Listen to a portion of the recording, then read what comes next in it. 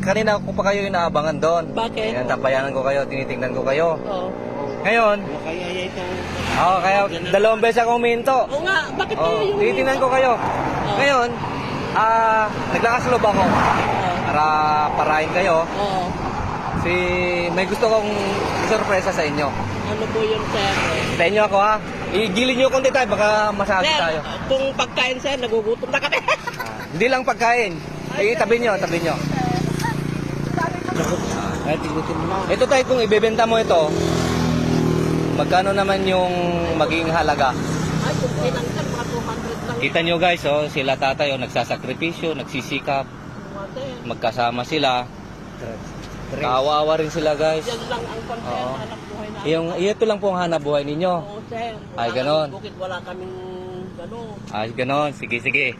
Ngayon, bibigyan ka ng konting tapos ko lang ganun. Ganyan. Ganyan, steady. Nanay, meron akong mamimili ka dito. Sir, Mamimili ka dito kung anong letra gusto mo. Mamimili ka. Ano yung napupusuhan mo dyan? Ano yung napupusuhan mo dyan? ay kung halimbawa, sir, matang ko yung wala. Wala. Ay wala. Kaya magbigay ka dyan kung saan. Ituro mo dyan kung alin yung gusto mo dyan. Hindi mo maalat. Ha? Nakita na niya na eh. Yung laman.